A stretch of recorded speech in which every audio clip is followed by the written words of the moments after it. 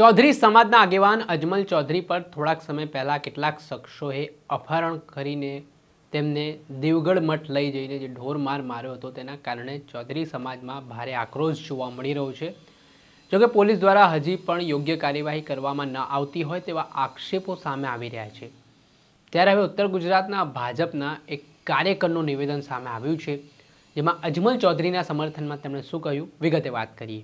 વૈષ્ણવજન તો તેને કહીએ જે પીડ પરાઈ જાનાને રે। દર્શક મિત્રો, નવજીવન ન્યૂઝમાં આપનું સ્વાગત છે। હું છું ફૈઝાન। થોડા સમય પહેલા ચૌધરી સમાજના આગેવાન અજમલ ચૌધરી પર દેવગઢ મઠના મહંત બળદેવગીરી બાપુ પર આરોપ લાગ્યા હતા કે તેમના માણસો દ્વારા અને તેમના દ્વારા મારવામાં આવ્યો ને આ ઘટનાના કારણે ઘેરા પ્રત્યાઘાત પડ્યા હતા। આ બાબતે ચૌધરી સમાજના આગેવાનો મેદાને આવ્યા હતા। બનાસકાંઠા એસપીને આવેદનપત્ર પાઠવ્યું હતું ને આમાં બળદેવગીરી બાપુ સામે પણ કાર્યવાહી કરવામાં આવે તેવી માંગ કરવામાં આવી હતી। જોકે આ દિન સુધી હજી સુધી કોઈ પગલાં ન લેવાયા હોય તેવા આક્ષેપો આગેવાનો લગાવી રહ્યા છે ને આને લઈને આગામી દિવસોમાં એક ચિંતન બેઠક પણ મળવા જઈ રહી છે। ત્યારે ઉત્તર ગુજરાતના એક ભાજપના કાર્યકરનો વિડીયો સામે આવ્યો છે, જેમાં અજમલ ચૌધરી સાથે જે અન્યાય કરવામાં આવી રહ્યો છે, તેમને ન્યાય નથી મળી રહ્યો, તેને લઈને ભાજપના આ કાર્યકરે પોતાનો રોષ વ્યક્ત કર્યો છે ને પોતાની સરકારમાં રજૂઆત કરી છે કે જે લોકો નિર્દોષ છે તેમને હેરાનગતિ કરવામાં ન આવે, પરંતુ જે દોષિત છે તેમની સામે તાત્કાલિક ધોરણે પગલાં લઈને તેમની સામે કાર્યવાહી કરવામાં આવે, આ કેસની નિષ્પક્ષ તપાસ કરવામાં આવે। સાંભળો શું કહી રહ્યા છે ભાજપના કાર્યકર। વંદે માતરમ, જય મા ભારતી। આજે હું આપની સામે બે શબ્દો કહેવા માટે ઉપસ્થિત થયો છું।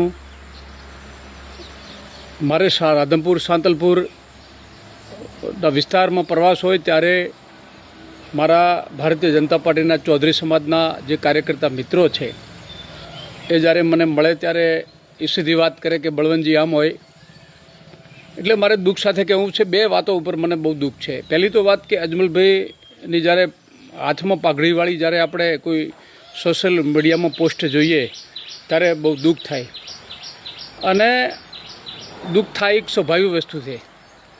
જે વ્યક્તિ ઉપર પ્રહાર થયો છે એ વ્યક્તિ ખુદ બોલે છે કે ભાઈ મને જે પણ વ્યક્તિએ કર્યું એણે મારી સાથે આવું વર્તન કર્યું છે, છતાં પણ હું બનાસકાંઠા જિલ્લાના પોલીસ વડાને વિનંતી કરું છું કે આ બધી જે આટલું બધું જે ખુદ જે માણસ ઉપર ત્રાસ ગુજારવામાં આવ્યો છે એ માણસ ખુદ બોલે છે કે આ વ્યક્તિએ, કોઈનું નામ હું લેવા નથી માગતો, પણ આ વ્યક્તિએ મારા ઉપર પ્રહાર કર્યો છે, છતાં પણ જો આપણે એને છાવરવામાં આવીએ તો એ બહુ દુર્ભાગ્યપૂર્ણ ઘટના છે।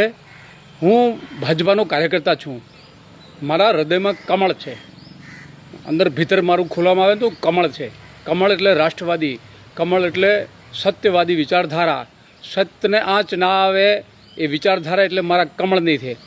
મારી પાર્ટીની સરકાર ગુજરાતમાં ચાલે છે અને હું પોલીસ વડાને અને પોલીસ તંત્રને વિનંતી કરું છું કે અજમલભાઈને ન્યાય આપવામાં આવે, દોષિત હોય એને સજા થાય। કોઈ નિર્દોષ માણસને ફસાવવાની આમાં વાત નથી, પણ સત્ય કહેવું આ એક જરૂરી છે। જો સત્ય તમે બહાર નહીં લાવો તો લોકોને સત્ય ઉપરથી વિશ્વાસ ઉઠી જશે, ડેમોક્રેસી ઉપરથી, કાનૂન ઉપરથી વિશ્વાસ ઉઠી જશે। એટલે મારી ખાસ આ વિનંતી છે। બીજી વાત મારે એ કહેવાની છે કે હું હંમેશા ભારતીય જનતા પાર્ટીની સાથે મારો જીવન રહેલું છે, અને ચૌધરી સમાજ છે ને હંમેશા વર્ષોથી હું જોઉં છું કે ભાઈ કમળના પડખે રહ્યો છે। કટોકટીના ટાઈમે ચૌધરી સમાજે અકબદ્ધ બનીને, સંગઠિત બનીને કમળને મદદ કરી છે।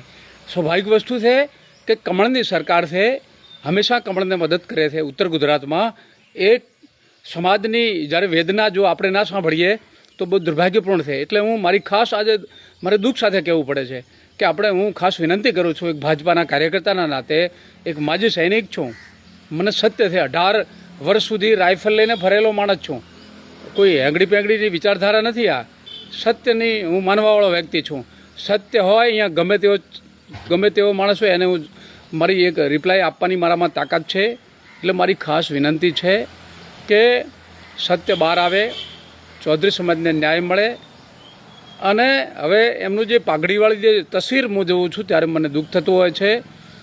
બીજી વાર હું કહું છું કે મારી ભારતીય જનતા પાર્ટીની સરકાર છે, મારી પાર્ટીની સરકારને પણ વિનંતી કરું છું દિલથી કે આ વાતમાં સત્ય બહાર લાવવું જોઈએ. તથ્ય સત્ય શું છે, કોઈ પણ નિર્દોષને આમાં હેરાન ન કરાય, પણ જે ગુનેગાર છે એને ન છોડી શકાય.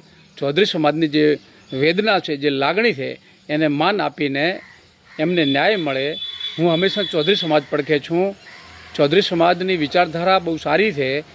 બીજા લોકોને પણ એમના દ્વારા પ્રેરણા મળે, કારણ કે એમની પાસે શિક્ષણ છે, એ મહેનત કશ સમાજ છે, હંમેશા સત્યને માનવાવાળો સમાજ છે, ખમીરવંતો સમાજ છે. એ સમાજની સાથે હું છું. પહેલાં પણ હું કહી ચૂક્યો છું, અત્યારે પણ હું કહું છું કે હું ચૌધરી સમાજ સાથે છું, જીવનભર ચૌધરી સમાજ સાથે રહેવાનો છું. બીજી મારી વાત છે કે પહેલાં મેં એક વિડીયો મૂક્યો હતો, એવા ટાઈમે મારો એ વિડીયો જે 1,25,000 માણસોએ જોયો, એનો મને આનંદ છે.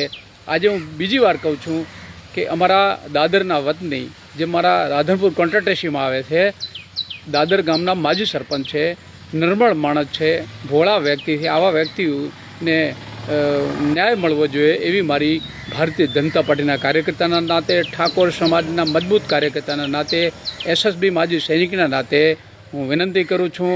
પોલીસ વડાને વિનંતી કરું છું કે આમાં તથ્ય બહાર લાવીને ગુનેગારને સજા મળવી જોઈએ, નિર્દોષ વ્યક્તિને નહીં. નિર્દોષ વ્યક્તિને ન આચાવે એ પણ હું વિનંતી કરું છું, પણ સત્ય બહાર આવીને જે પણ ગુનેગાર છે એને બહાર લાવીને એના ઉપર કાનૂની કાર્યવાહી થવી જોઈએ. વંદે માતરમ. જય મા ભારતી, જય સદારામ બાપા, જય મા અર્બુદા. જે રીતે આપણે સાંભળ્યા, ભાજપના કાર્યકરે પોતાની વેદના વ્યક્ત કરી છે, અજમલ ચૌધરીના સમર્થનમાં પણ વાત કરી છે, અને જે વિડીયો સામે આવ્યો હતો પાઘડીવાળો, તેને લઈને તેમણે દુઃખ પણ વ્યક્ત કર્યો છે. ને હવે જોવાનું એ રહ્યું કે ચૌધરી સમાજની ચિંતન બેઠકો તો મળી રહી છે, આગામી સમયમાં આ વિવાદમાં શું નવો વળાંક આવે છે. દર્શક મિત્રો, આવા જ વિડીયો જોવા માટે તમારી નવજીવન ન્યૂઝ જોતા રહો, લાઇક કરો અને વધુમાં વધુ શેર કરો.